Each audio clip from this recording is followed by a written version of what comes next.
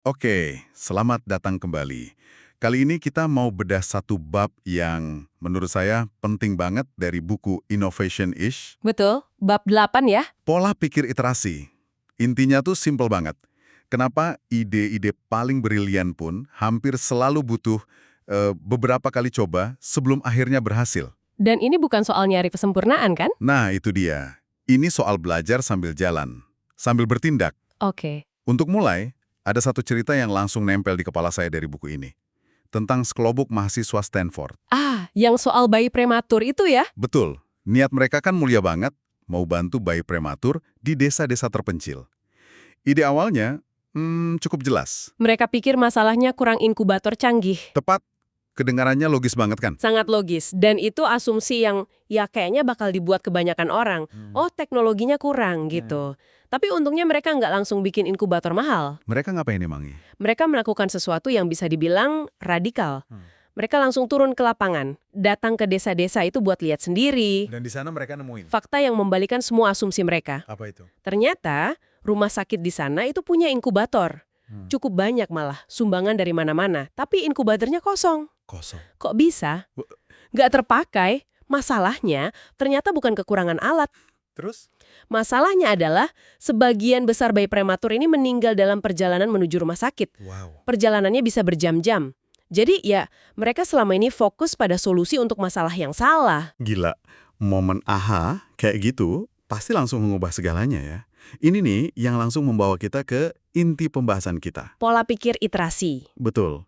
Ini bukan cuma soal benerin produk, tapi soal mastiin kita mecahin masalah yang bener dari awal. Tepat sekali. Itulah intinya.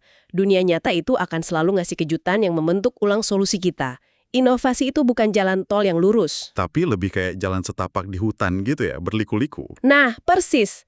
Siklusnya sederhana, tapi kuat banget. Belajar, luncurkan, belajar lagi. Tim inkubator tadi juga gitu. Mereka nggak berhenti setelah nemuin masalah aslinya. Mereka langsung bikin solusi pertama kan? Solusinya apa tuh? Pasti bukan inkubator canggih lagi. Jauh dari itu. Solusi pertama mereka itu super sederhana. Sebuah kantong tidur mini. Kantong tidur. Iya, buat jaga bayi tetap hangat. Sumber panasnya dari kantong lilin yang bisa dipanasin pakai air mendidih. Genius kan? Sederhana dan murah. Tapi siklusnya nggak berhenti di situ. Enggak. Setelah diluncurkan, mereka lanjut belajar. Mereka ngamatin. Apalagi yang mereka pelajari. Mereka lihat perilaku para ibu. Ternyata, para ibu ini sering banget buka kantong tidurnya. Buat apa? Buat ngecek bayinya, mastiin anaknya baik-baik aja. Itu kan, naluri alami banget. Iya benar juga. Tapi akibatnya? Akibatnya panas dari kantong lilinnya jadi cepat keluar. Nah, tim yang nggak punya pola pikir iterasi mungkin bakal frustrasi. Bakal bilang, Bu, jangan dibuka-buka terus dong. Gitu kali ya? Persis, tapi mereka nggak gitu. Mereka justru beradaptasi dengan perilaku pengguna, bukan nyalain. Jadi mereka iterasi lagi desainnya. Betul, perubahannya kecil tapi brilliant. Mereka nambahin jendela plastik bening kecil di depan kantong tidurnya. Oh, oke. Jadi ibunya bisa ngintip tanpa harus buka ya? Tepat, ibunya tenang, bayinya tetap hangat. Perbaikan kecil yang lahir dari pengamatan di dunia nyata. Cerita itu benar-benar nunjukin kekuatan iterasi buat memperbaiki produk. Tapi ada ide lain yang lebih radikal lagi di buku ini. Yang mana tuh? Kadang, hasil terbaik dari iterasi itu adalah kesimpulan buat tidak membangun apapun. Contoh dari Nordstrom. Nah, itu dia. Ini kuat nggak contohnya? Betul, ini sisi lain dari koin yang sama. Jadi Nordstrom, department store besar itu, punya ide bikin aplikasi. Aplikasi buat apa? Buat pelanggan bisa nyoba kacamata hitam secara virtual. Pakai kamera ponsel gitu. Keren kan idenya? Wah, futuristik. Tim developer manapun pasti udah gatel, pengen langsung ngoding itu. Pasti. Bisa habis waktu berbulan-bulan, biaya ratusan ribu dolar. Tapi mereka nggak langsung bikin. Terus gimana? Mereka pakai pola pikir iterasi dengan cara yang super cerdas dan murah. Mereka mulai dengan prototipe paling sederhana. Apa itu? Beberapa lembar kertas. Digambar tangan, niru tampilan aplikasi. Tunggu. Serius? Jadi mereka beneran nunjukin gambar di kertas ke pelanggan dan bilang, anggap aja ini aplikasi. Beneran. Mereka bawa sketsa kertas itu ke toko. Reaksi pelanggan gimana? Nggak bingung atau merasa ini aneh gitu? Mungkin alahnya sedikit ya, Tapi timnya pinter ngejelasinnya. Mereka bilang, kami lagi rancang aplikasi baru, boleh minta pendapatnya? Coba tunjuk di mana Anda akan nekan tombol di layar ini. Oh, jadi mereka berinteraksi gitu ya? Betul. Dan hasilnya, Nah, ini yang paling menarik. Apa yang mereka pelajari? mereka belajar dengan sangat cepat. Kurang dari seminggu, mereka tahu kalau pelanggan sama sekali nggak tertarik sama ide itu. Loh, kenapa? Menurut pelanggan, idenya malah merepotkan. Nggak bener-bener bantu mereka buat mutusin beli atau enggak. Wow. Informasi ini kan berharga banget. Dengan biaya hampir nol, mereka berhasil batalin ide yang bisa ngabisin banyak uang dan waktu. Itu kemenangan terbesar dari iterasi ya, mencegah kegagalan besar dengan merangkul kegagalan kecil. Tepat, gagal cepat, gagal murah. Kisah Nordstrom tadi benar-benar nonjok sih. Pentingnya berani buat batalin ide jelek, walaupun kedengarannya keren. Dan untuk bisa sampai ke situ, butuh pola pikir yang beda. Nah, buku ini mecah pola pikir iterasi jadi 3 elemen utama. Yang pertama terus terang, agak aneh. Harapkan kegagalan. Iya, ini emang melawan intuisi. Apalagi di budaya kerja kita yang selalu nuntut sukses. Tapi ya, datanya ngomong gitu. Sebagian besar ide baru itu bakal gagal. Bahkan dari perusahaan paling inovatif sekalipun. Tentu, coba aja lihat situs web kayak Killed by Google atau Killed by Microsoft. Itu kan kayak kuburan digital. Isinya ratusan produk yang pernah diluncurkan, terus dimatiin lagi. Konsep mengharapkan kegagalan, ini kedengarannya bagus di buku ya. Tapi di dunia nyata, apalagi di sini, gagal itu kan sering dilihat sebagai aib, tanda nggak mampu. Pertanyaan bagus banget. Gimana cara kita menyeimbangin antara gagal cepat sama tuntutan buat selalu kelihatan berhasil di depan bos? Kuncinya itu di cara kita membingkai kegagalan itu sendiri. Ini bukan soal gagal dalam eksekusi kerjaan ya. Oke, tapi soal gagalnya sebuah hipotesis. Setiap ide baru itu kan pada dasarnya hipotesis. Kami asumsi pelanggan pengen ini. Nah, proses iterasi itu cara ilmiah buat nguji hipotesis itu. Ah, jadi ini kayak eksperimen sains gitu ya? Persis. Jadi, pas sebuah tes ngebuktiin idenya nggak jalan, itu bukan kegagalan personal. Itu pembelajaran yang berharga. Google juga nggak lihat ratusan produk gagalnya sebagai aib. Mereka lihatnya sebagai apa? Sebagai biaya R&D, biaya yang perlu dikeluarin buat nemuin beberapa pemenang kayak Search, Gmail, atau Maps. Oke. Mengubah sudut pandang dari proyek saya gagal jadi hipotesis saya salah dan saya belajar sesuatu. Masuk akal? Lanjut ke elemen kedua, cari kebenaran. Ini soal dapat umpan balik yang jujur. Dan ternyata itu lebih susah dari yang kita kira. Kenapa susah? Buku ini ngasih analogi yang pas banget. Bayangin ya, kamu nunjukin satu-satunya gambar buatan anak kamu ke temen. Terus nanya, bagus nggak?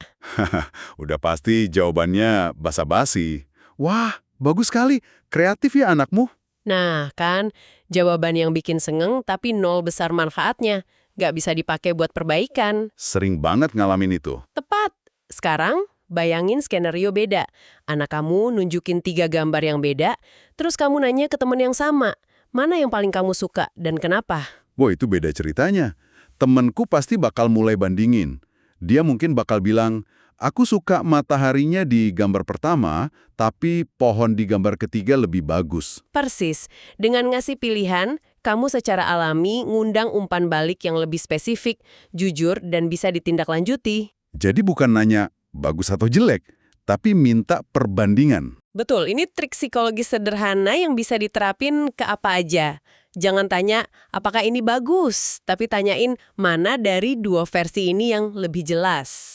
Oke, itu tips praktis banget. Dan pilar ketiga, percayai bukti. Ini kedengarannya jelas, tapi seringkali kita lebih percaya sama firasat sendiri. Benar sekali. Ego dan antusiasme kita sama ide sendiri itu bisa jadi musuh terbesar. Makanya kita butuh bukti dari dunia nyata. Ada contohnya? Ada cerita menarik soal temannya penulis buku namanya David. Waktu puncak pandemi, dia punya ide bisnis. Layanan pesta koktail, anggur, dan keju virtual. Wah, kedengarannya relevan banget buat masa pandemi. Insting saya bilang ide ini laku sih. Kelihatannya begitu kan? Tapi gimana cara dia ngetesnya tanpa buang-buang uang? Gimana? Nah, daripada langsung bikin website, nyari supplier keju, dan ngabisin banyak duit, dia bikin tes sederhana. Dia bikin penawaran itu, terus dikirim ke beberapa grup teman-temannya. Oke. Tapi dengan satu syarat penting. Dia minta mereka bayar.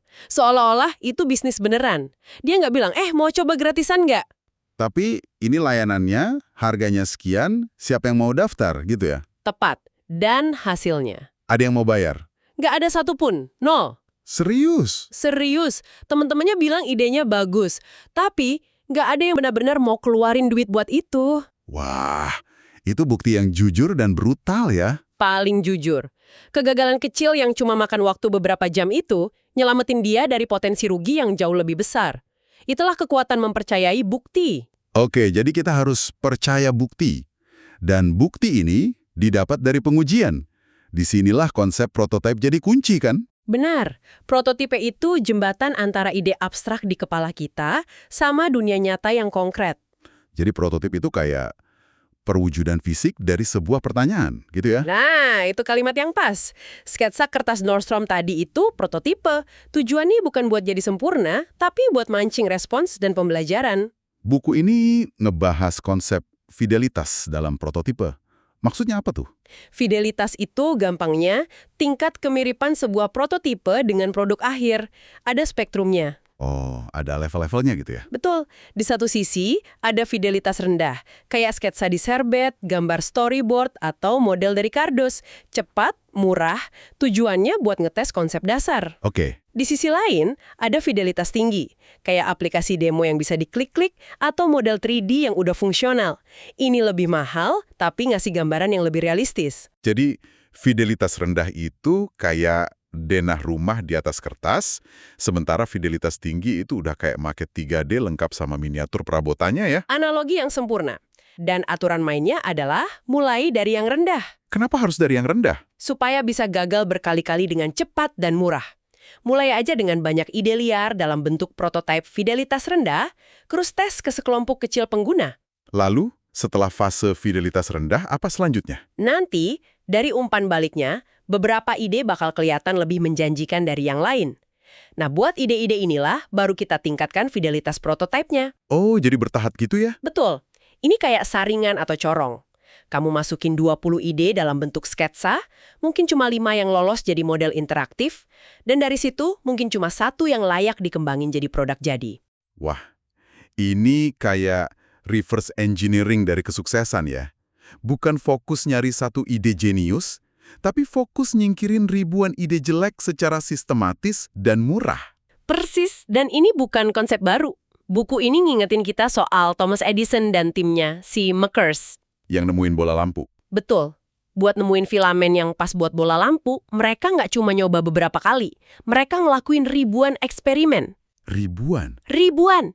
Setiap filamen yang kebakar dan gagal, itu bukan kegagalan. Itu sebuah iterasi yang ngasih mereka data berharga tentang apa yang nggak berhasil. Dan itu yang akhirnya ngebawa mereka ke terobosan. Setelah kita ngobrolin ini semua, yang paling nempel di kepala saya itu, pola pikir iterasi ini sebenarnya ngebebasin kita dari tekanan buat harus benar di percobaan pertama. Betul sekali.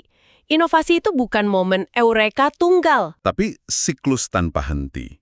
Bangun sesuatu yang kecil, uji, belajar, terus ulangi lagi. Harapkan hipotesis kamu salah, cari kebenaran lewat umpan balik jujur, dan percaya sama data, bukan cuma asumsi. Dan yang penting, ini bisa diterapin di mana aja kan? Nggak cuma buat startup teknologi. Tentu. Di mana saja. Lagi bikin presentasi penting, bikin 3 frasi kerangka, tanya ke rekan kerja, mana yang alurnya paling jelas? Mau mulai hobi baru? Coba dulu sewa alatnya atau ikut kelas percobaan sebelum beli semua perlengkapan mahal. Intinya sama, mengurangi resiko dengan cara belajar yang paling efisien. Sebuah kerangka berpikir yang sangat berguna? Tentu. Nah, sebagai penutup, kami mau ninggalin satu pemikiran buat kamu bawa pulang. Oke. Coba pikirin satu ide, proyek, atau bahkan tujuan pribadi yang lagi kamu kerjain sekarang. Terus, identifikasi satu asumsi paling penting yang mendasarinya. Satu keyakinan yang kalau ternyata salah, seluruh proyeknya bisa berantakan. Betul. Dan tantangannya adalah, Apa tantangannya? gimana caranya kamu bisa ngerancang sebuah tes sederhana buat nguji asumsi itu minggu ini dengan biaya kurang dari Rp100.000 dan dalam waktu kurang dari 1 jam. Jawabannya mungkin bakal mengejutkan kamu.